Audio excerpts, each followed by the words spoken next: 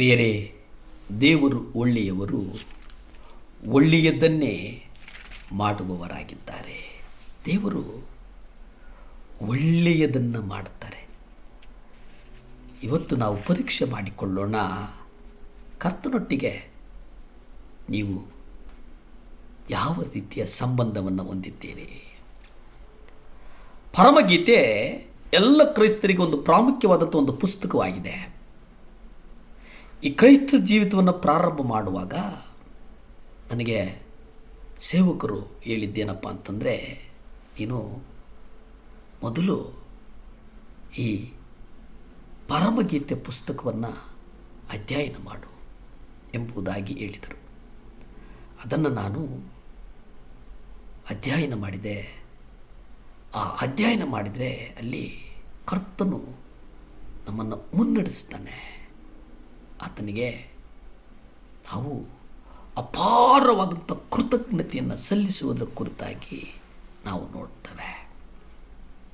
ಇಲ್ಲಿ ಕ್ರೈಸ್ತ ಸುವಾರ್ತೆಯನ್ನು ಹರಡುವುದಾಗಲಿ, ಸಭೆಯನ್ನು ಕಟ್ಟುವುದಾಗಲಿ, ಸತ್ಯವೇದವನ್ನು ಬೋಧಿಸುವಾಗಲಿ ಅಥವಾ ಸಾಮಾಜಿಕ ಕೆಲಸವಾಗಲಿ, ಇನ್ನು ಬೇರೆ ಏನೇ ಆಗಲಿ, ಕ್ರಿಸ್ತನೊಂದಿಗೆ ವೈಯಕ್ತಿಕವಾದಂಥ ಪ್ರೀತಿ ಸಂಬಂಧ ಬಗ್ಗೆ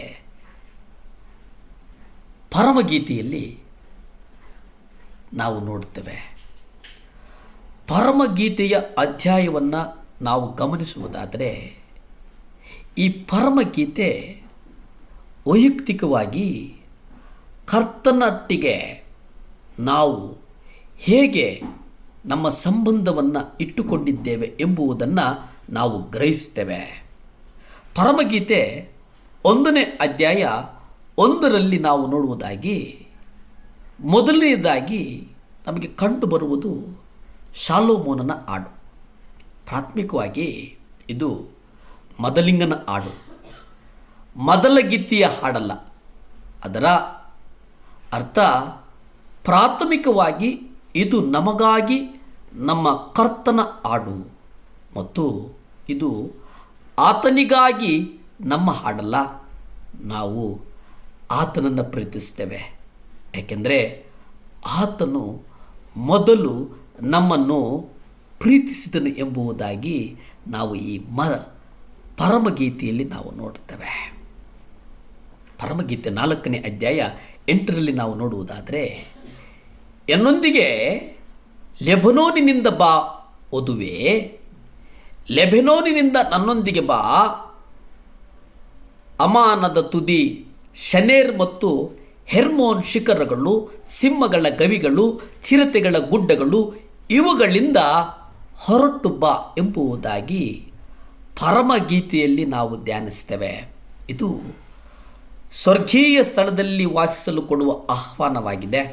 ಕರ್ತನು ಹೀಗೆ ನಡೆಯುತ್ತಾನೆ, ಈ ಭೂಲೋಕದ ಸಂಗತಿಗಳನ್ನು ಭೂಲೋಕದ ಕೀಳಾದ ದೃಷ್ಟಿಕೋನದಿಂದ ನೋಡಬೇಡಿರಿ, ನನ್ನ ಜೊತೆ ಸ್ವರ್ಗೀಯ ಸ್ಥಳಕ್ಕೆ ಬನ್ನಿರಿ ಮತ್ತು ಪ್ರತಿಯೊಂದು ಸಂಗತಿಗಳನ್ನು ಸ್ವರ್ಗೀಯ ದೃಷ್ಟಿಕೋನದಿಂದ ನೋಡಿರಿ ಎಂಬುದಾಗಿ ನಾವು ಇಲ್ಲಿ ಗ್ರಹಿಸ್ತೇವೆ.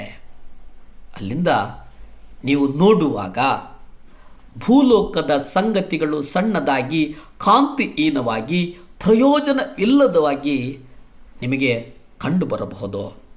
ಆದರೆ ಇಲ್ಲಿ ಮುಖ್ಯವಾಗಿ ನಾವು ನೋಡುವುದೇನೆಂತಂದರೆ, ಆತನೊಂದಿಗೆ ಒಂದು ಸಂಬಂಧವನ್ನು ಬೆಳೆಸಿಕೊಳ್ಳಿ ಮತ್ತು ನಂತರ ಆತನ ಸೇವೆ ಮಾಡಿ. ನೀವು ಆತನಿಗಾಗಿ ಶ್ರಮಿಸಬಹುದಾದ ಹೊಲದ ಅತ್ಯುತ್ತಮ ಭಾಗ ಯಾವುದು ಎಂದು ಆತನೊಬ್ಬನಿಗೆ ಮಾತ್ರ ತಿಳಿದಿದೆ ಎಂಬುದನ್ನು ನಾವು ನೋಡ್ತೇವೆ. ಕೀರ್ತನೆಗಳು 104ರಲ್ಲಿ ನಾವು ನೋಡುವುದಾದರೆ, ನನ್ನ ಮನವೇ ಯೆಹೋವನನ್ನು ಕೊಂಡಾಡು, ಯೆಹೋವನೇ ನನ್ನ ದೇವರೇ, ನೀನು ಸರ್ವೋತ್ತಮನು, ಸರ್ವ ಉತ್ತಮನು, ಸರ್ವವ್ಯಾಪ್ತಿ ಎಂಬುದಾಗಿ ನಾವು ನೋಡ್ತೇವೆ.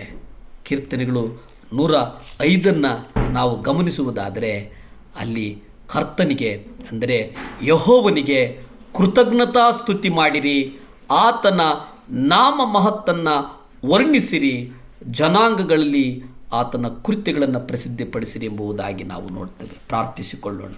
ಭೂಮಿ ಆಕಾಶಗಳನ್ನು ಉಂಟು ಮಾಡಿದಂಥ ಸರ್ವಶಕ್ತನಾದಂಥ ದೇವರ ಸ್ತೋತ್ರ. ಈ ಮುಂಜಾನೆಯ ಸಮಯದಲ್ಲಿ ಸ್ವಾಮಿ ಪ್ರಾರ್ಥಿಸಲು ನೀವು ಕೊಟ್ಟಂಥ ಸಮಯಕ್ಕಾಗಿ ವಂದಿಸ್ತೇನೆ ಸ್ವಾಮಿ. ದೇವರೇ, ವಿಶೇಷವಾಗಿ ಸ್ವಾಮಿ ಅಪ್ಪ ಈ ತಿಂಗಳಲ್ಲಿ ಸ್ವಾಮಿ ಅಪ್ಪ ವಿಶೇಷವಾದಂಥ ನಿಮ್ಮ ಬಲ ಮಕ್ಕಳ ಮೇಲೆ ಮುಟ್ಟಲಿ ಸ್ವಾಮಿ. ನಿಮ್ಮ ರಕ್ತದ ಮೂಲಕ ದೇವರೇ ಅವರ ಅಗತ್ಯಗಳು ಪೂರೈಸು ಸ್ವಾಮಿ.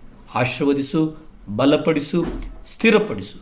ಯೇಸುವಿನ ನಾಮದಲ್ಲಿ ಬೇಡ್ತೇನೆ ಪರಮ ತಂದೆಯೇ. ಆಮೇನ್, ಆಮೇನ್. ಹಲ್ಲೆಲೂಯಾ.